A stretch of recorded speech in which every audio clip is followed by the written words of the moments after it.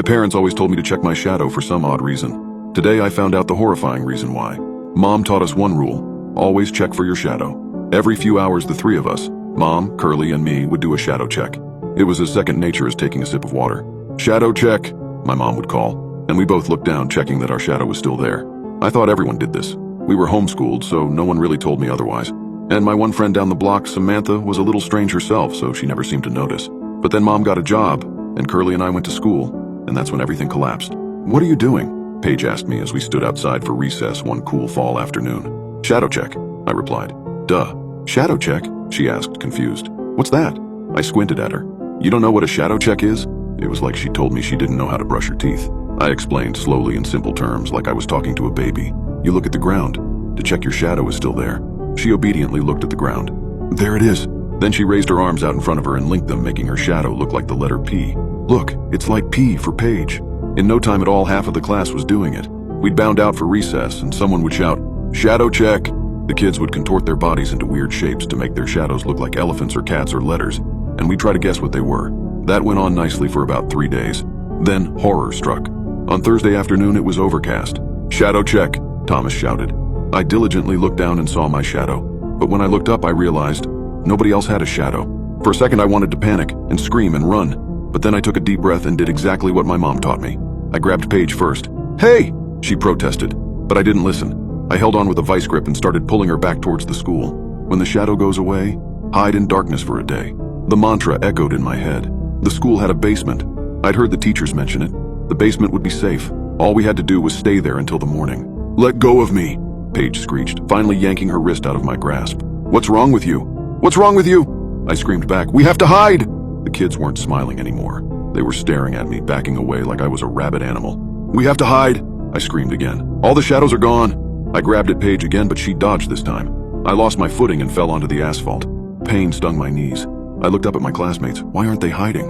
"What are you doing? Run!" I screamed. That's when a teacher helped me up and took me right to the principal's office. I should have explained more clearly. My mother told that night as she tucked me in. "The shadow thing is only for us. It's okay if other people don't have shadows." "Why?" Sadness flashed across her face for a second. Then she shook her head. "That's just the way it is." No one talked to me at recess anymore, not even Paige. I sat alone all the time. I noticed now that there were many days, and some classrooms even, when people didn't have shadows. I always did, but they didn't. Months passed, and eventually kids forgot about the incident. That's what kids do. Forget. Sometimes I wish forgiving and forgetting came easier to adults. Paige would run up to me at recess and we'd play hopscotch. She never brought up the fact that even on an overcast day, my shadow still danced across the chalk lines, mirroring my own movements. Except sometimes they were the slightest bit out of sync. Like my shadow was moving on a split-second delay. As I got older, however, things got more complicated. In 7th grade science, the teacher taught us about the sun, and optics, and light, prisms and rainbows and the cones and rods in our eyes, and she mentioned that our shadow was just the absence of light, that our bodies were blocking out the sun or the overhead fluorescent lights. It didn't make sense to me then that my shadow, or anyone else's, would be able to disappear. If the lighting didn't change and I didn't move, how could a shadow suddenly disappear? Curly was now old enough to insist we called her by her real name, but she was still too young to understand the argument I had with my mom that night. "It's not possible!" I shouted, as she worked on her coloring book upstairs. "You're lying to me!" "I'm not lying to you," my mother pleaded. "Yes, you are." I ran across the living room to get in my mom's face, walked right past the ornate glass lamp that stood on the end table. My mom's eyes widened. She looked at the ground, and that's when I realized my shadow was gone. The lamp was behind me. My shadow should have been on the floor in front of me, but it wasn't. "Run," she whispered.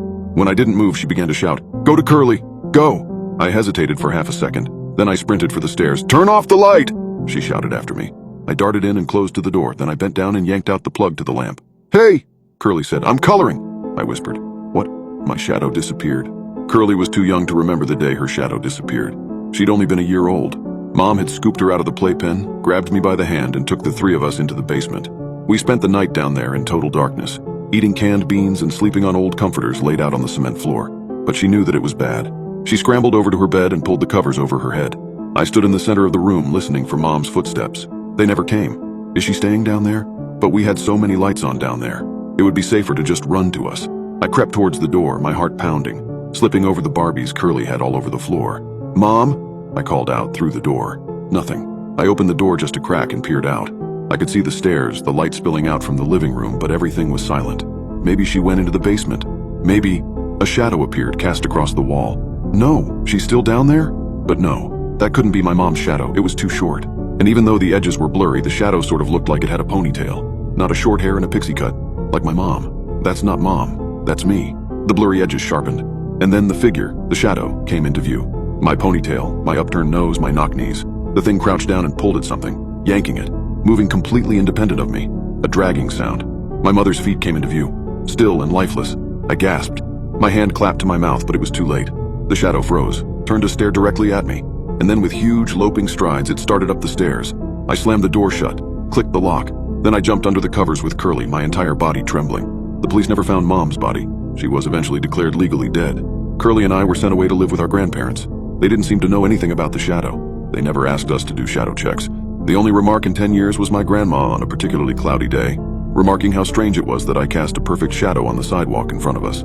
I watched it as I walked, and noticed its movements weren't perfectly in sync with my own. As the years went by and my shadow didn't disappear again, I started to get complacent.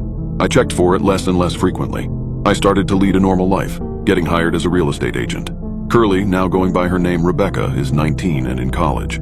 I even started to persuade myself that my shadow didn't kill her, that my mom ran away after our fight, and my memory of the shadow was my way of coping with it, because it was harder to accept my mom had abandoned us than it was to accept an evil shadow had killed her. That's what I told myself, until tonight. As I sat down on my computer to finish writing a house listing, I noticed there was no shadow of my fingers on the keyboard, no shadow on the linoleum under the desk. I ran to turn off all the lights, but I don't think I was fast enough, because when I ran to close the blinds to block out the light from the street lamp below, I saw my shadow, walking across the dark street, disappearing into the night.